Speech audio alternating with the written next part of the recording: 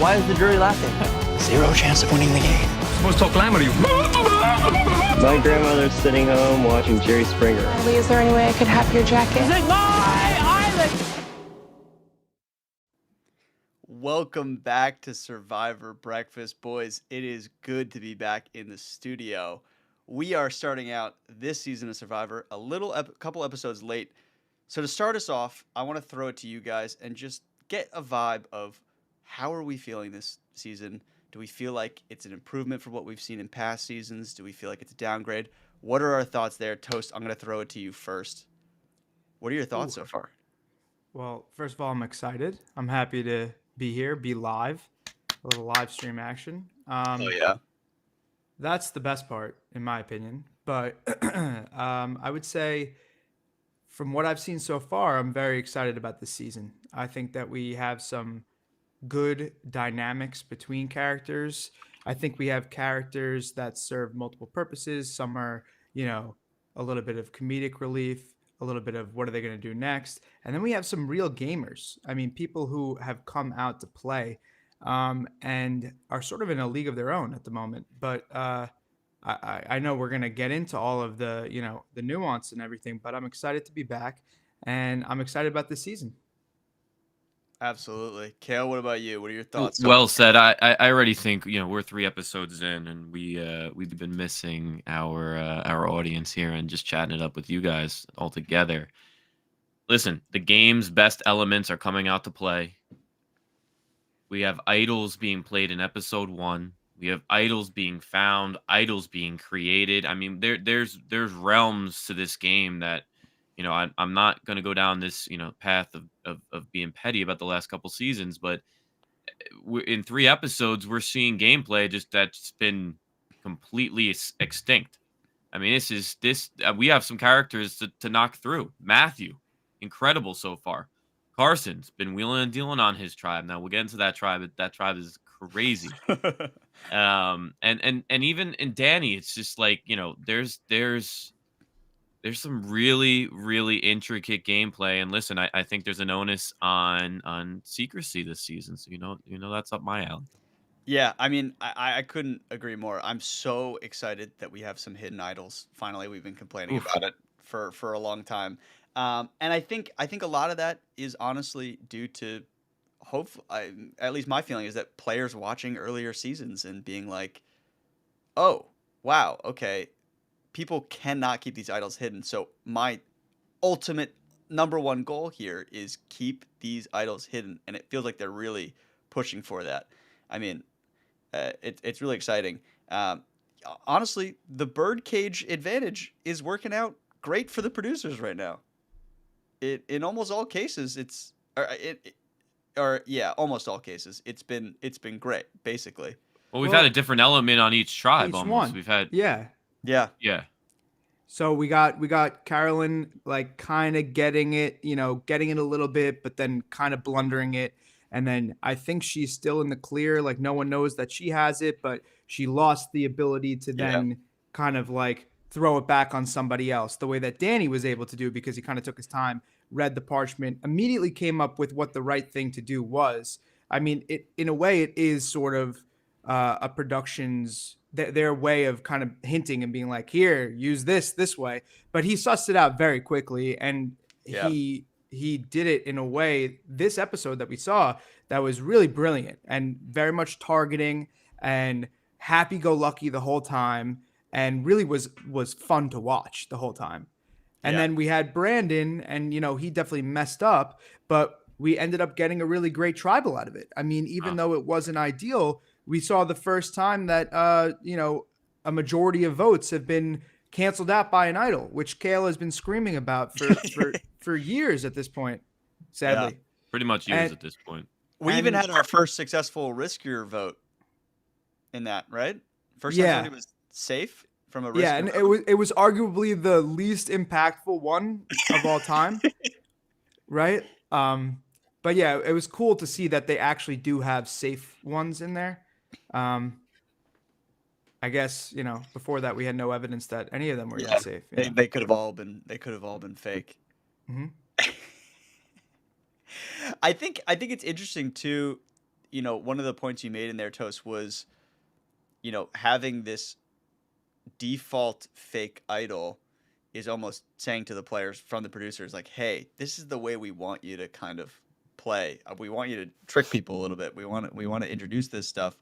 What are your guys' thoughts about them kind of introducing that idea of like, hey, almost giving them more instruction on how to use advantages in that way? Because we did see, I mean, this week we had what's his name make a fake idol all on his own. Matthew.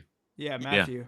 Matthew made one all on his own, which was like, wow, okay, he's really playing it. Like, Listen, because I feel like Matthew has got some deeply rooted Survivor DNA in him. To be honest with you, Yeah. like he's playing above the average Survivor contestant right now.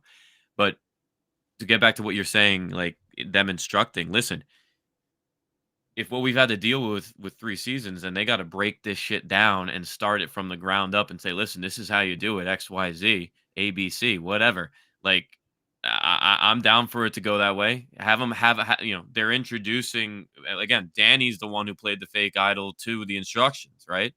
And I want to get into that too, because I want to know how you guys feel he played after Matthew got it. We'll get into that, but I don't give a shit. I mean, the idols are back. So I think, yeah, I agree. But I also think it's a little harsh to say that there were instructions given, right? It wasn't that there were instructions per se, like, hey, we're going to give you this. We're going to give you 2 notes. You can use the 1 note, put the fake idol back in, give someone the key. It wasn't like, totally explained, to them overtly, but all of the elements were there. And it does take a good player to be aware of their surroundings, making sure they're reading this properly, doing the right thing, and also be like, okay, I put 2 and 2 together. This is the way to do it. So it's not like it's not as overt as like instructions, just to be fair, right? Like just to be like, okay, I think Danny actually did really well and stepped up to the plate because he maximized the opportunity that was given to him.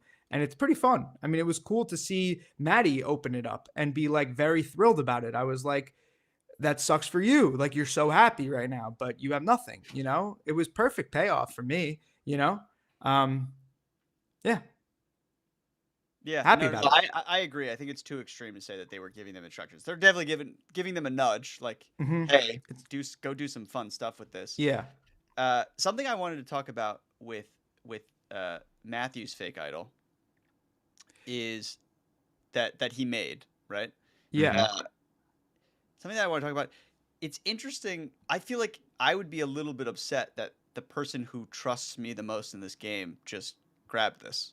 I want anybody else to get this fake idol. Yeah, but he led her to it. I mean, he led her right to it. That's what I mean. Is it feels weird to me that he was like the mud over there. Lift it up, find a worm.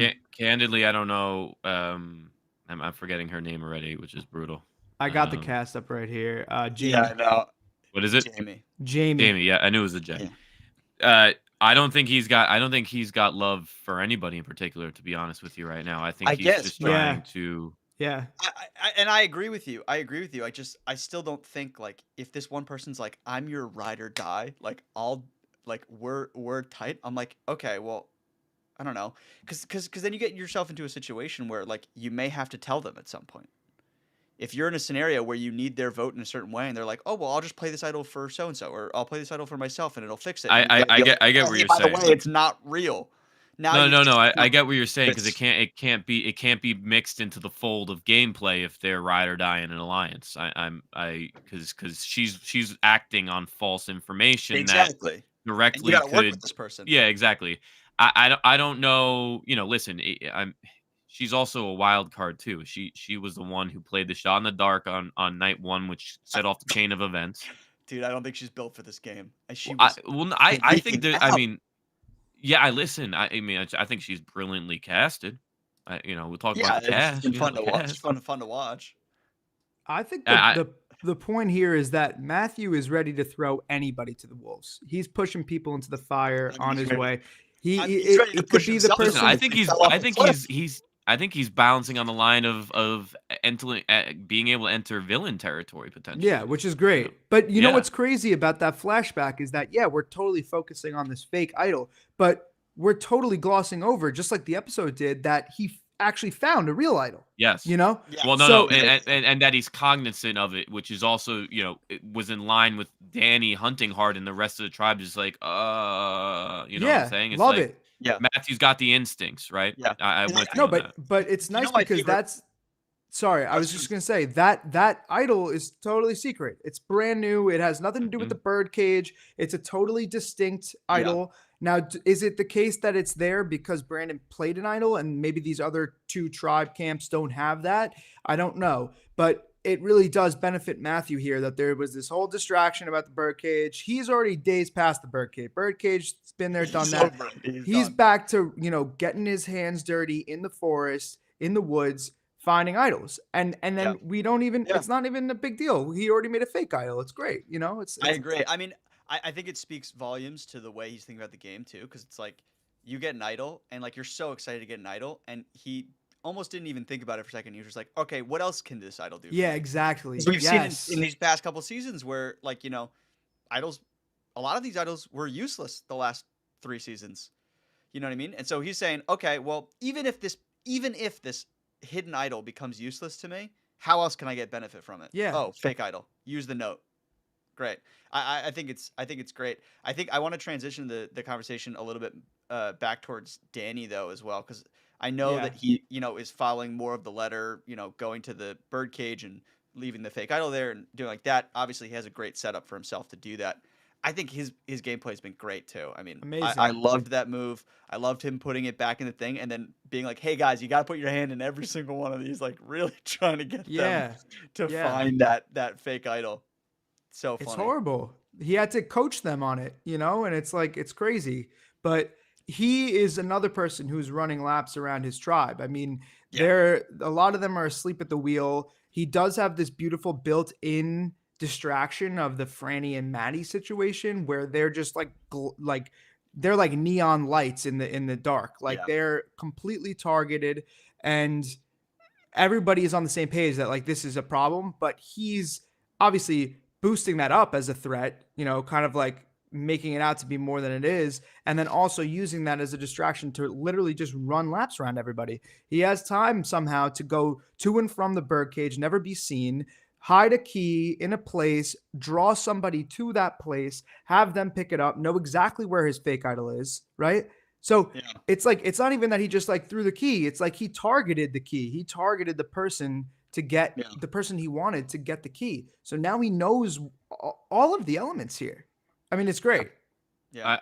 I want to dissect apart, and I agree with you. I think Danny's top tier in terms of who we can envision as a power player this season. But Mhm. Sim, you and I spoke about this, and again, it's the issue that's caused the downfall in the last couple seasons with the Beware advantages, and its uniformity amongst the 3 tribes.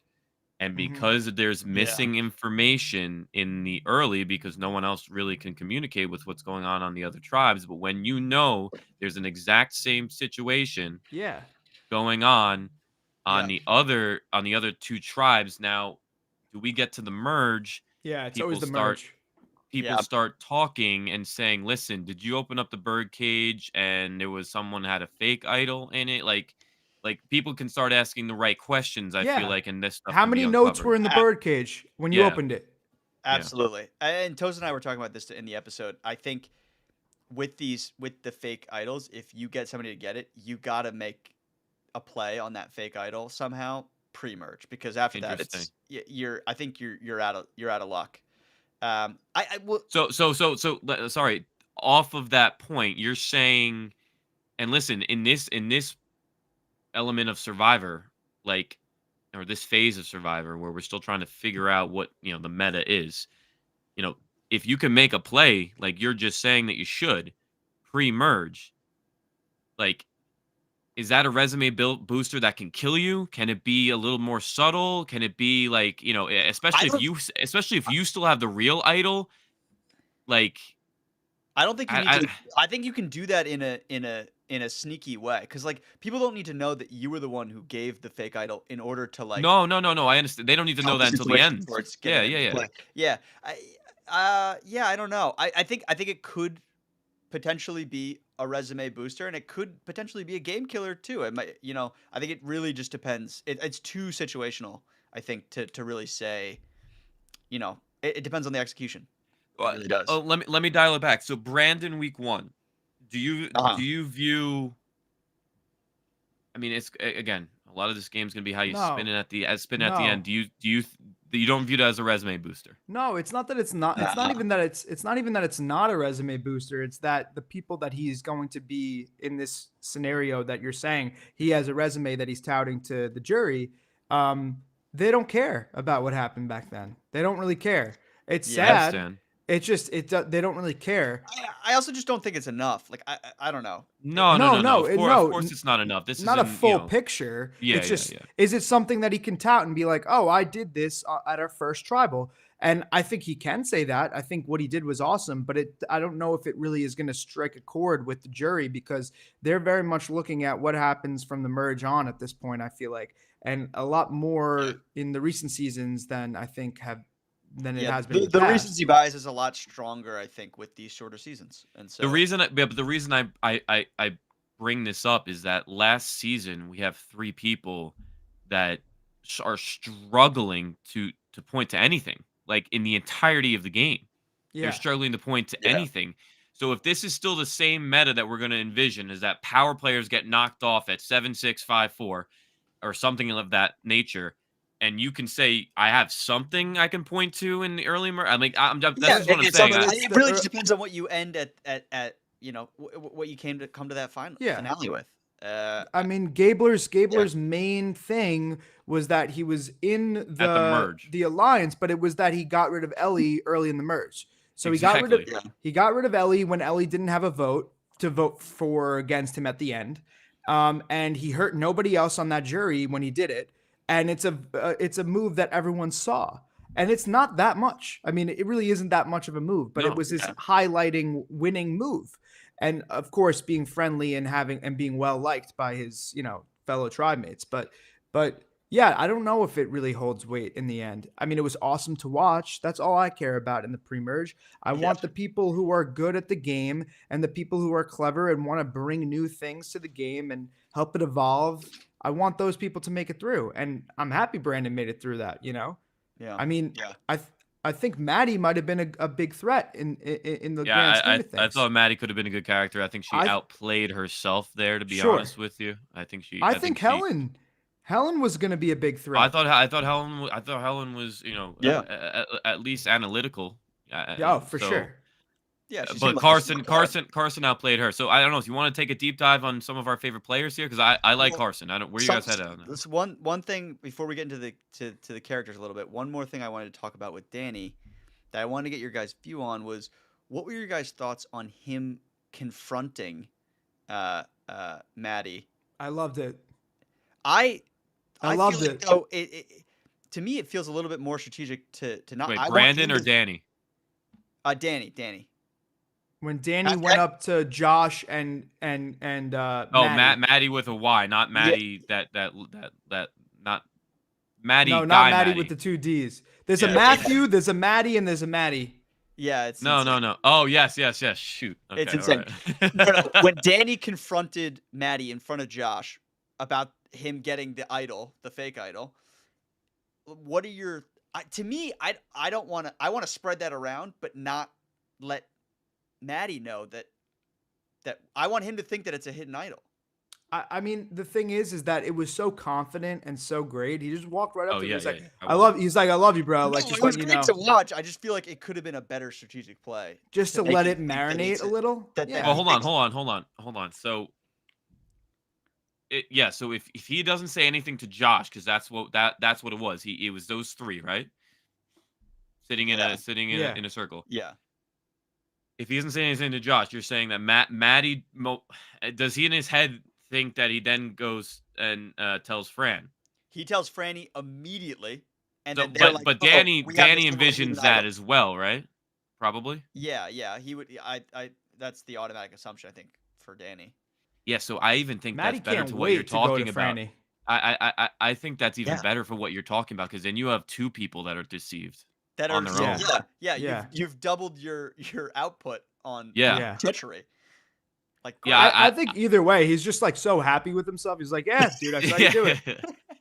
That's funny. I saw you put something in your pocket. What was He's that? like, I love you, bro, What? but I'm gonna blow up your whole game right now. But I love the you. the other piece of the puzzle and what he mentioned, and this is why I was thinking on this too, is that I don't know if there were suspicions about him running around all too often, and that people in the camp thought that maybe he was, running to the bird cage No, a couple times, too many Dude, times.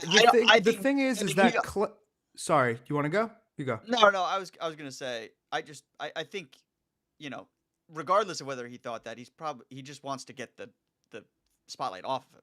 Like, Sure. it's just to get it on somebody else. But Well- what do you have to say, Toast? So I was going to say that, I mean, this could be indicative of the fact that Claire was not a great player, but Claire out loud said, I don't think Danny has any brains. I'm not worried about him. He's not a threat. Now, could that be because that's the general perception of the camp? Could it be because, she got voted out? She's maybe not as self-aware or aware of her surroundings. We don't know, but I think it's probably like the zeitgeist of the camp is that Danny is a goofball. He's running around. He's getting palm fronds. He's doing his thing. And he doesn't have any strategic, bone in his and body. I think him confronting Maddie about the idol in front of Josh only reinforces that. Which is image great. I love of it. Like, oh, I'm just a whatever. I saw it, so now I'm strong, saying it. stupid guy. Yeah. Yeah. Yes. Yeah, and he's a golden retriever running around the Dude, beach. when he ate the paper, I loved that. That was such a good, like, that was just like, yes. Because he's immediately just like, okay, don't need this, and just like swallows it. He's like, No, well, that's the other thing. I think the cast is just on point at least from a character standpoint. I mean, you got people that any show would love to. Is that her name, Carolyn? Yeah, I mean, and Jam Jam. Those are two characters that any show would cast. To be honest with you. Oh my god! Like they're both out of their minds, and they're love both it people so that if you much. describe me to them, I'd be like, you're lying. They don't do that. That's not Like, a real person. Do you know what I mean? Like there's Like, no the way. the fact that Carolyn got the bag out of the birdcage and then is laying down in camp and then is like literally like by herself and then out loud just goes, "Oh shit, Yeah. oh shit!" Like it's such phenomenal TV. I love that. It's great. One last point on the Danny piece. Is there any merit to? I just thought of this. I don't think Danny was working with them to start, so I guess it really couldn't come to fruition. But does Danny work with the two of them? Have them as a shield? Have that know that like either they discuss it with him or like Are you like talking try about to Franny and Maddie? yeah, Yeah, he tries I- to team up with them, knowing that like he's got them in his palm because he knows something they don't. You know what I'm saying? It's like not only are they a shield in front of him because of everything that they're doing, but he's also wielding power over them because he knows like something that's detrimental to the two of Well- them. So if he works with them to get through this merge and then get to the merge, and then pushes forth with them, then he can deviate, screw them with this. I mean, this is real long term. It's hard to screw them post merge though, because that info about the fake idols is coming out. You think I- it's definitely coming out? I think there's a more than likely, like there's a high likelihood chance to me. I think- there's just too much information across camps. I think a simpler way to like view that as maybe not the best idea is that like you're going into a three-way relationship, like a three-way alliance, knowing that you are the bottom 100%, that they are both loyal to But themselves that's my more than point. you. That's my point. Is that power that you have can usurp that? No. Yeah, I mean it might, but why not just get into an alliance where you think that you're the middle of the whole thing? No, but it's just I think like, he has it's a really good- manufactured shield. It's like I'm You know what foaming at the mouth. I'm foaming at the mouth, wanting to team up with them because they're a shield. I get what Okay, you're but saying. they- That But you're they at the still have bottom. two votes and You're you only- have one. Yeah, but when the is thing. that gonna But matter? you can screw them with that fake idol pretty easily. I think, Kale, I think what the problem is, and I don't know if he's thinking this far or not, but I think if you plant that fake idol and then work with them and then screw them, that's a really obvious resume booster when you do that potentially, right?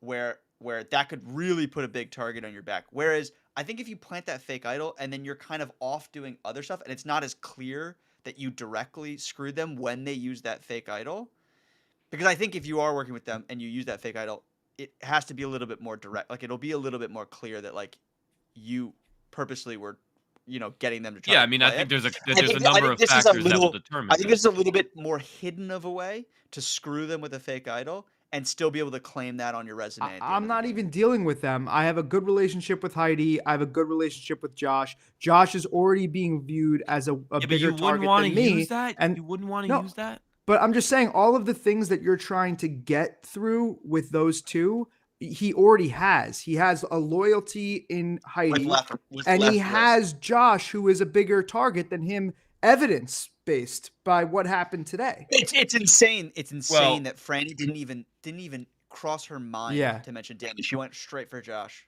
I feel like we Didn't got to even go to cross the my other mind. tribe, right? I feel like Well, I love we'll this go to the other tribe, but the last piece there is that we didn't realize until really she wrote her wrote it in the sand is that Heidi was with Danny and come to vote, but she said she's Oh, loyal yeah. to him.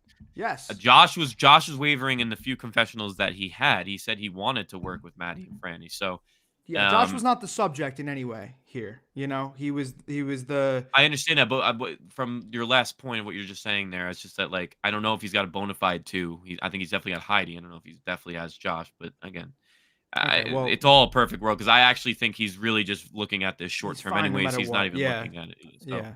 Yeah. All right, where do you want to jump to? The Let's go to Orange Tribe. Tiki. No, let's go to Tiki. We haven't talked about them enough. We It's talked Tika, about isn't it? It's I thought Tika, it's I think. Tika or Tiki, whatever. think. It's It's not Tiki Tiki Barber? off. Tiki? Yeah, Tiki Barber. Ronde. We're going to Ronde. It's Tika, I guess. Tika, we already talked about Jam Jam. Great character. Don't really know what his strategy is. He's just there to have a good time, it seems like. And- If I'm on that, No, I tribe, don't I'm think s- he's. I I'm don't think staying as he's far away from aimless. Carolyn as I possibly can. Yeah. What? She's the most wild card I've ever seen in my life. Yeah, Carolyn is wildfire. I Yeah, but love what are you watching supposed to her. do? I'm What are you not supposed to aligning with do her. on that tribe? Well, like, what are you supposed to do on that tribe? Because I think I would have think argued Carson's that Carson playing it smart, right?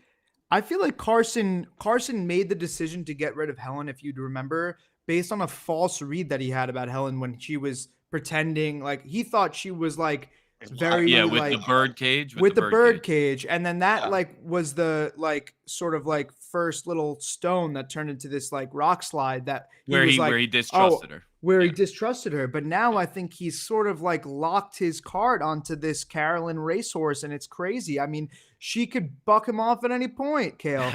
Listen, So it's like bucking Bronco wins you I wins you think this- Survivor championships for I all think we the know. sad- You want to be on the Bronco. Broncos. The sad thing about aligning with her though is like I don't even think she'd buck you like on purpose. in No, any it's- way. it's It'd gonna be just- so by accident. and yeah, you'd be you're gonna like, go home in a really lackluster way. bamboozled. You'd be like, oh my god, what happened? I Yeah, was all good, and then suddenly Carolyn came barreling Yeah, into my life. but She's I, too I volatile. do think she's gonna be loyal. I really truly think she's I gonna be I loyal. agree she's gonna be loyal, but it doesn't Her- matter her- if she's loyal yeah. if she's like gonna let stuff slip or mess up. if some she's plans. incompetent, That's it how- doesn't matter. Yeah, if she's incompetent, it doesn't matter.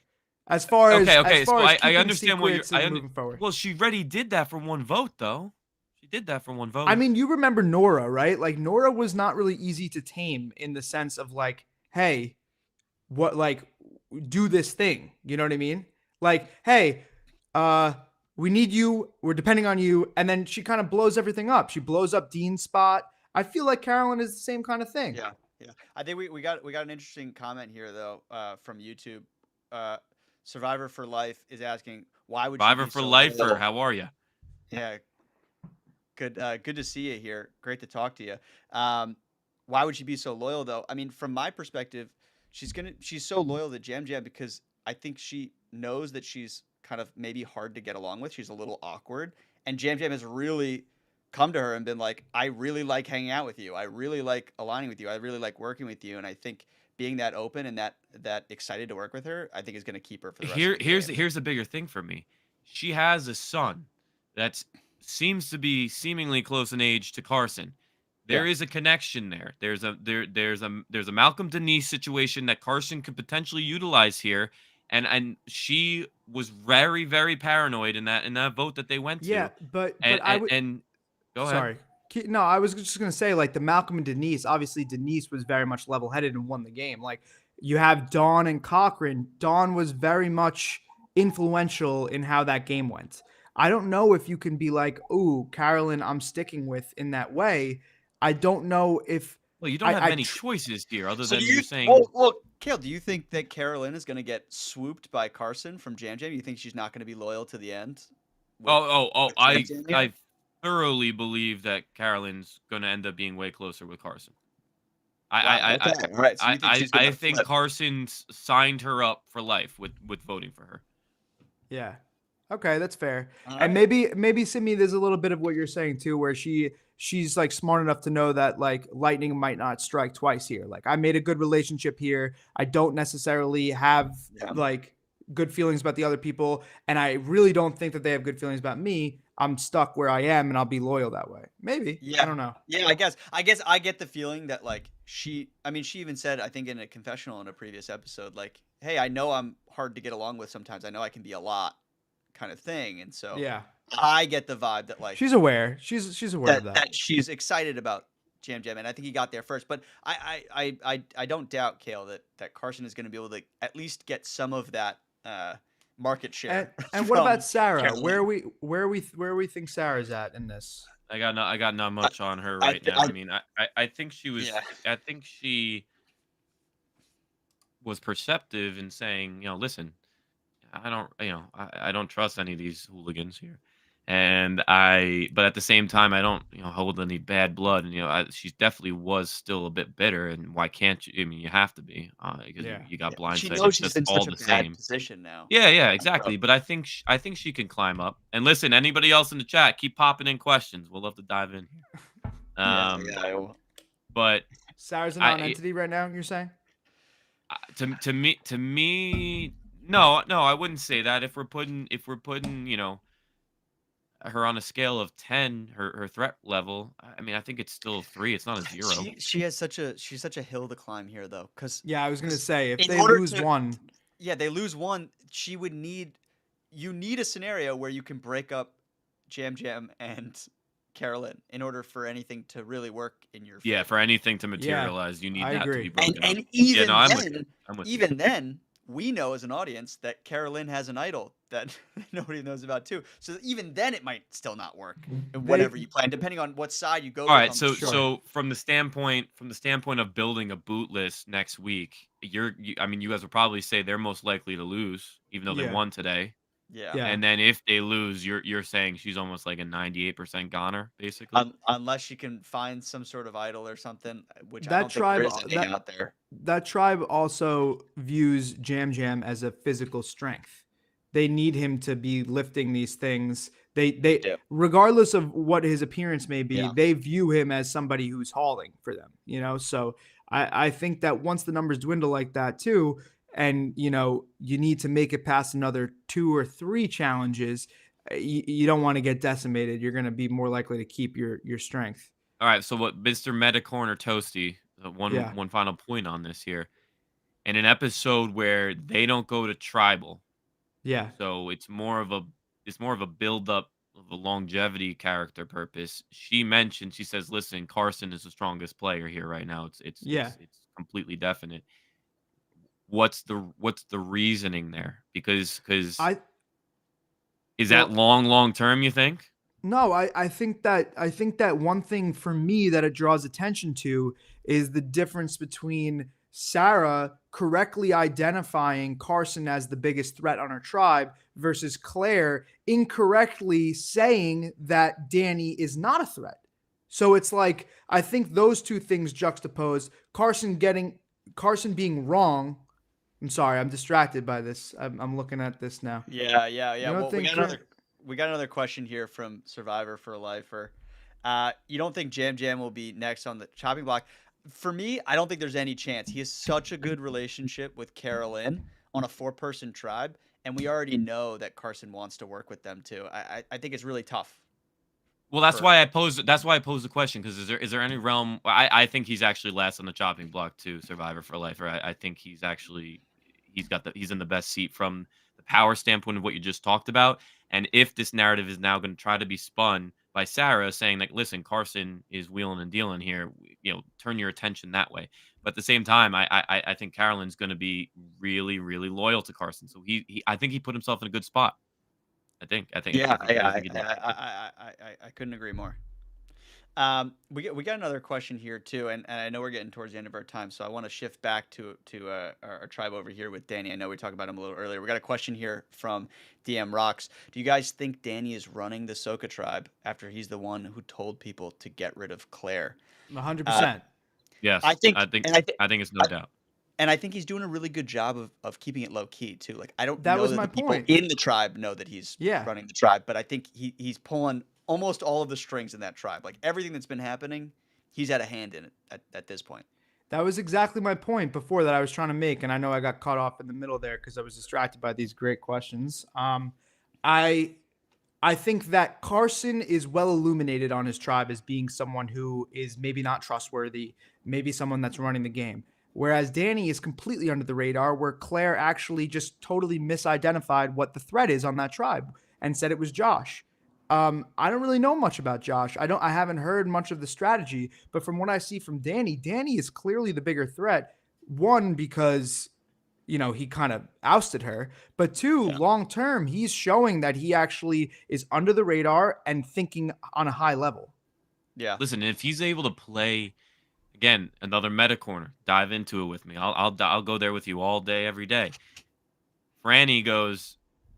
It was Franny, right? That said, I think Danny's is aloof and doesn't really know what the hell's going on. And they show a picture of him jumping like a leprechaun. He's got the perfect. I'm a golden retriever running around the beach. He's. So listen, I mean, I've always said that my style of playing Survivor would be trying to dig into that type of role as best possible, while at the same time doing as best as I can to maneuver behind the scenes. I think Danny's in a great spot, no doubt. Yeah, for sure. 100%. I think that's a really good point for us to kind of take a step back at the end of this episode and really talk about who do we think are the power players here, who are we really looking out for, and who's on our kind of, chopping block. I know we talked about it a little bit. Toast, I'll throw it to you first. Who's your top 3 players right now? And who do you have as kind of like a winner prediction? I know we're early in the season, but I think the big 3 right now are Danny, Matthew, Carson. And it's I don't really see too many people that are getting involved. I think a dark horse in this race is Lauren. I think that she's very good at getting to know people. I think that she has a little bit of an advantage in her pocket. Ton of airtime for really no reason. Yeah, but also like I can understand what her strategy is based on when she's needing to show her strategy. I think things are like told through her perspective on that tribe a little bit more than maybe you would think. But I think those top 3 are the biggest ones. The thing that I couldn't help thinking in this episode, and this is way too early to even make a comparison like this, so I'm sorry if I get ahead of myself with this. Danny's game is exciting. I mean, Danny is an over-the-top player. Very fun to watch. He's an over-the-top player. More or less than Matthew.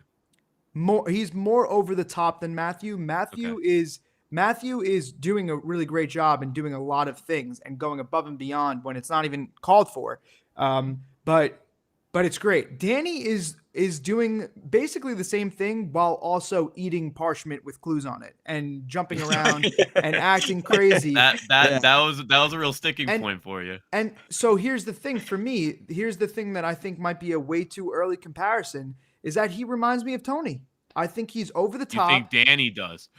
He's over the top. He has a mind for the game, and he also is well-rounded. He's a great athlete, clearly. He's a firefighter, kind of like a cop. I mean, we know firefighters and cops actually have a lot of they have a track record. Each other.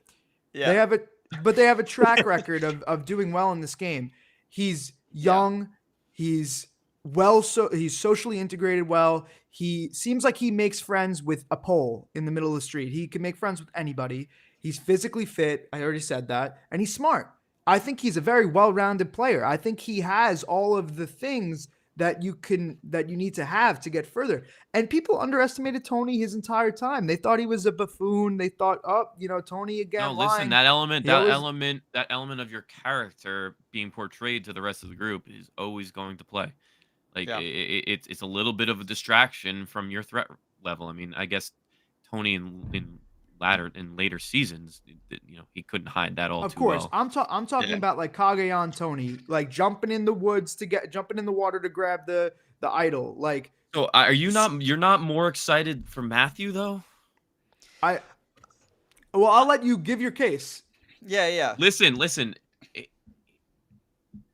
We hadn't spoke about it just yet.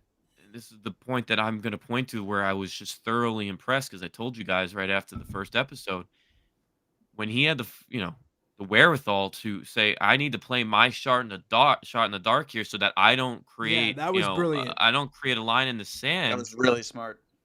And it's like not only are you not creating a line in the sand, you're also saying like, oh shoot, I might not be. It kind of looks like it's a dumb play, but really it was a smart play. Yeah. It's a shot in the dark situation. The shot in the dark, it's clearly he's seen other seasons where it's not really all too used unless it's like these these first tribal It was the councils. most useless shot in the dark that has ever been cast. I think it actually most useful. Did I say useless? Most Yeah. useful. Well, the other one, she got safe. Jamie. Yeah, but she didn't need to but get it was saved. No, I know. That's what I'm saying. I agree. That was the most strategic. Yeah. Shot in the Other than dark having play. to save your own That's ass dumb. at times, So and you just need to you hit it. parlay that with he's come across as particularly smart, and at the same time, I also think that this idol thing was awesome as well. Listen, they haven't had to really do too much strategy talk since the first episode, and he was on the wrong side of the situation, or at least he there was He a lot may of have different been. moving factors. Yeah. We don't know. So I can't make a point on his strategic abilities, but I don't know. I think he's upper echelon guys in terms of like survivor like knowledge and just and just like I said earlier, I think that his DNA, like I think it's in his bones. I think you're making a really good case, Kale, and I think you've pushed me more towards the Matthew direction, but I think I'm still sticking. I'm a Danny guy right now. Yeah. Okay. And it's for two reasons. I think one, I agree with everything both of you have said so far. Yeah. But Thanks. Yeah. there are two things with Matthew. One, I think it remains to be seen how good of relationships he's making with the rest of the tribe outside of starts with a J. Jamie. Jamie. Outside of Jamie, I'm not sure yet how good of relationships. So that's kind of an unknown for me. Whereas I do feel like Danny's making great relationships in his tribe. I mean, we had Franny, didn't even cross her mind to mention Danny's name. She went straight for Josh. Crazy. The other thing too, That's and fair. maybe this is me being pessimistic. So maybe this is me, not giving Matthew enough credit. I'm a little worried that he'll get too maniacal at some point and pull a move that's too big or too villainous, and people are going to come. Yeah, after he. him. I mean, Whereas Danny, I feel like, is really managing. Like, I am the goofball, Yes. and all my moves are Totally. low risk. And That- I that's like the fair. fact he's taking risks, but I'm worried that he might go a step too far. That's fair, and to He give might you a not. little. He's To a give you a smart little guy. bit more credence there too in the Ratu tribe today, we didn't really even discuss it, but there was a good dialogue from both Brandon and Kane. Both of them had a moments early in that episode for I guess character arc purposes, right? So at some point, it might all come to a fold where Matthew does something a little too conniving. You're right. Well- I mean, well- I see it. Another thing that speaks to that point too, Simi, is that he performed very well in the challenge last week, and Oh, then couldn't epic. but then couldn't contain himself. Had to say, I built I a agree with life-size that, yeah. replica of this in my backyard. If I hear that when I'm Yeah, out don't there, say I'm that out like, loud. I'm immediately thinking like, this guy is a gigantic threat. I mean, I don't understand. Like, nobody is just like, oh, I'm having a good time on the beach and also building these puzzles. Well, listen, So- to speak to that point further, like the other two tribes don't know the dynamics, and let's just say like he says that, and and they the other people kind of know where he's at. And he just likes to be gamey, likes to be this and that. When you get Oh to the my merge God. and he makes Yeah. it there, I'm looking over and I see him walking down. I'm like, that guy's still here. Yeah. Like Yes. that's the guy I don't want to see still here. Yeah. Like I want to he's win. I want yeah. to win. I don't like the bullshit he's talking about right now. Totally. So I get that, and you're probably right. Matthew's probably going to move through this game with a bigger target than Danny. Like that's for from sure. what we've seen so far, and that could change. But And listen, I still am of a firm belief that Carson's sitting pretty too. So it's me, no, Matthew, and Carson. I for think me. Carson's. I couldn't agree more with the top three right now, and I think there's some dark horses who could move up in our rankings in an episode. Kane's question. confessional was interesting too. He this whole He's hero kind of in a thing tough was spot with that vote. I think. yeah, I mean, but I know it's go only meta, really go been- meta there because that was weird. I don't know. Yeah, I don't know. We'll see. I'm having a great time this season so far. Yeah. Oh my. I'm really excited. It sounds like we got two of us that are voting for Danny right now for a winner prediction. One of us with Matthew. We're going to keep updating those predictions as we go, episode by episode. We're going to be hopping on here live every week on YouTube. So if you're listening on Spotify or Apple, feel free to hop over to the YouTube channel to hang out with us live, ask us some questions. We'll try to answer for you on stream. But if you guys have been watching, appreciate the listen. Hit that like button, hit that subscribe. Smash And it. other than that, we'll see you boys next week.